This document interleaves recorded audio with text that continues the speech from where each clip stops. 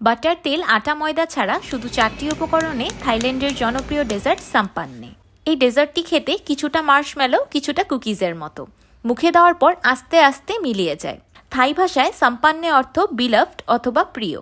বিশেষ উপলক্ষে তারা তাদের প্রিয়জনদের এই ডেজার্টটি বানিয়ে উপহার দেয়। আসসালামু আলাইকুম everyone, I am chef Ishika. Welcome back to iFood channel. সাম্পান্নে অথবা প্রিয় ডেজার্ট বানানোর জন্য আমি প্রথমে একটি প্যানে দিয়ে দিলাম 100 ml লিকুইড দুধ। এবার দুধে দিয়ে দিলাম 100 গ্রাম চিনি। আমি এখানে গরুর ফুল ক্রিম লিকুইড দুধটা ব্যবহার করেছি। এবার চিনি দুধের সাথে খুব ভালোভাবে মিশিয়ে মেল্ট করে নিব। এই সময় চুলার ফ্লেমটা লোতে থাকবে। চিনিটা দুধের সাথে খুব ভালোভাবে মিশে গিয়েছে আর মিশ্রণটাও হালকা গরম হয়ে গিয়েছে। এবার এই দুধ চিনির মিশ্রণটাকে একটি মিক্সিং বোলে ট্রান্সফার করে নিলাম। এবার নেড়ে নেড়ে আমি মিশ্রণটাকে হালকা ঠান্ডা করে নিব। সম্পূর্ণ ঠান্ডা করা যাবে না, হালকা কুসুম গরম অবস্থায় নিয়ে আসতে হবে। ট্রেডিশনালি এই ডেজার্টটা কোকোনাট মিল্ক বা নারিকেলের দুধ দিয়ে বানানো হয়, কিন্তু সচরাচর আমাদের হাতের কাছে কোকোনাট মিল্কটা অ্যাভেলেবেল থাকে না, তাই আমি আপনাদেরকে গরুর দুধ দিয়ে বানিয়ে দেখাচ্ছি। মিশ্রণটা উষ্ণ গরম অবস্থায় চলে এসেছে। এবার দিয়ে দিলাম একটি ডিমের কুসুম। আমি এখানে শুধু ডিমের কুসুমটাই ব্যবহার করেছি, সাদা অংশ ব্যবহার করিনি। এবার কুসুমটাকে দুধের সাথে খুব ভালোভাবে মিশিয়ে নিব। এই সাম্পান্নে ডেজার্টটা সাধারণত খুব বেশি কালারফুল হয়ে থাকে, তাই দিয়ে দিলাম কয়েক ফোঁটার মতো রেড ফুড কালার। যেহেতু হার্ট শেপের ডেজার্ট বানাচ্ছি, তাই মনে করলাম একটা লাইট পিঙ্ক কালার দিই, এতে করে ডেজার্টটা দেখতে খুব বেশি কিউট লাগবে। এবার একটি চালনির সাহায্যে চেলে 250 গ্রাম কর্নফ্লাওয়ার অ্যাড করে দিলাম। সেই সাথে দিয়ে দিলাম 2 টেবিল চামচ ডেসিকেটেড কোকোনাট বা শুকনো নারিকেল কোড়ানো। যেহেতু আমি এখানে কোকোনাট মিল্কটা ব্যবহার করিনি, তাই নারিকেলের স্বাদ আনার জন্য আমি এখানে শুকনো নারিকেল কোড়ানোটা ব্যবহার করেছি। এবার সবকিছু একসাথে খুব ভালোভাবে মিশিয়ে নিব। যখন মিশ্রণটা এমন কিছুটা আঠা আঠা হয়ে আসবে, তখন হাতের সাহায্যে খুব ভালোভাবে মাখিয়ে একটা ডো তৈরি করে নিতে হবে।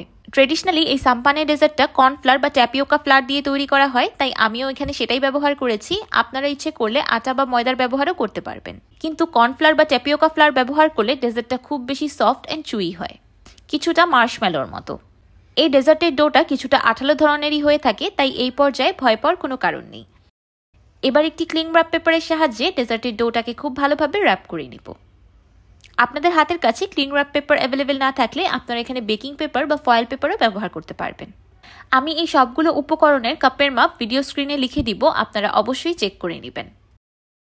এবার এই ডোটাকে নর্মাল ফ্রিজে সেট হতে রেখে দিব 1 থেকে 2 ঘন্টার মতো। 2 ঘন্টা পর ফিরে এলাম। ডোটা খুব ভালোভাবে সেট হয়ে শক্ত হয়ে গিয়েছে। দেখতেই পারছেন ডোটাকে ফ্রিজে রাখার ফলে এখন ডেজার্টের ডোটা কতটা বেশি হ্যান্ডেবল হয়ে গিয়েছে।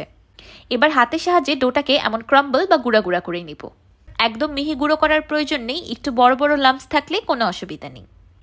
ডেজার্টটা খেতে কিন্তু মার্শম্যালোর মতো নরম হবে না, কিছুটা শক্ত ধরনের হবে, কুকিজের মতো। আপনারা এই ডেজার্টটাকে বিস্কুট বা কুকিজ হিসাবেও খেতে পারবেন। অনেক বাটার, তেল ব্যবহার করা ছাড়াই যদি এত সুন্দর আর মজাদার কুকিজ বানানো যায়, তাহলে আর কি লাগে।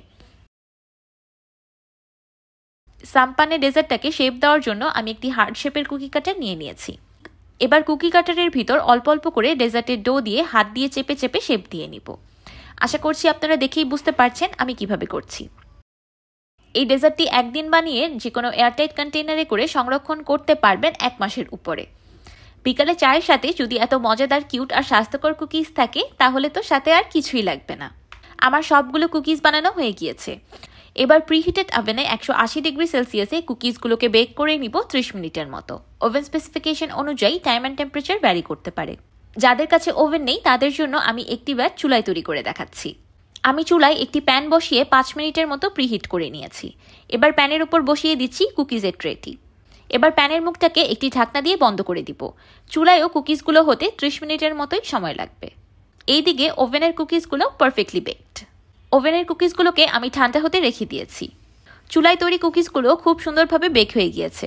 মাশাআল্লাহ, দেখতেই পারছেন, দেখে বোঝার কোনোই উপায় নেই যে এগুলো চুলায় তৈরি হয়েছে। এই সাম্পানে ডেজার্টগুলো বাহির থেকে ক্রিস্পি, ভিতর থেকে একদম সফট। ডেজার্টগুলো মুখে দেওয়ার পর আস্তে আস্তে মুখে একদম মিলিয়ে যাবে। কুকিজগুলো ঠান্ডা হয়ে গিয়েছে। এবার আমি আপনাদেরকে এগুলোর আওয়াজ শুনিয়ে দিচ্ছি। এবার আমি আপনাদেরকে চুলায় তৈরি কুকিজগুলোরও আওয়াজ শুনিয়ে দিচ্ছি। দেখতেই পারছেন চুলায় তৈরি কুকিজগুলো একদম পারফেক্ট হয়েছে, ওভেনের মতো। তো তৈরি হয়ে গেল থাইল্যান্ডের জনপ্রিয় সাম্পান্নে বা বিলাভড ডেজার্ট। আপনারাও দেরি না করে আজকেই আপনাদের প্রিয়জনদের জন্য বানিয়ে ফেলুন এই সাম্পান্নে ডেজার্টটি। প্রিয়জনদেরকে বানিয়ে খাওয়ানোর মতো বা উপহার দেওয়ার মতো একটা পারফেক্ট ডেজার্ট রেসিপি। ডেজার্টগুলো দেখতে কিন্তু একদম মার্শমেলোর মতোই লাগছে, তাই না? এবার আমি আপনাদেরকে একটি কুকিজ ভেঙে দেখাচ্ছি। মাশাআল্লাহ, দেখতেই পারছেন ভিতর থেকেও কুকিজগুলো কতটা বেশি সুন্দর হয়েছে। বিকালের নাস্তা হিসাবে বলেন বা চায়ের সাথে বলেন, যে কোনোভাবেই জমে যাবে। একদিন বানিয়ে এমন যে কোনো এয়ারটাইট কন্টেনারে করে আপনারা কুকিজগুলোকে সংরক্ষণ করতে পারবেন 1 মাসের উপরে। আবার ইচ্ছে করলে যে কোনো সুন্দর গিফট বক্সে করে আপনারা এই কুকিজগুলো যে কাউকে গিফটও করতে পারেন। আমার আজকের এই থাইল্যান্ডের জনপ্রিয় ডেজার্ট রেসিপিটি আপনাদের কাছে কেমন লাগলো আমাকে অবশ্যই কমেন্ট করে জানাবেন। ভিডিওটি ভালো লাগলে একটি লাইক দিবেন আর আমার চ্যানেল সাবস্ক্রাইব করে আমার চ্যানেলের পাশেই থাকবেন। আল্লাহ হাফেজ।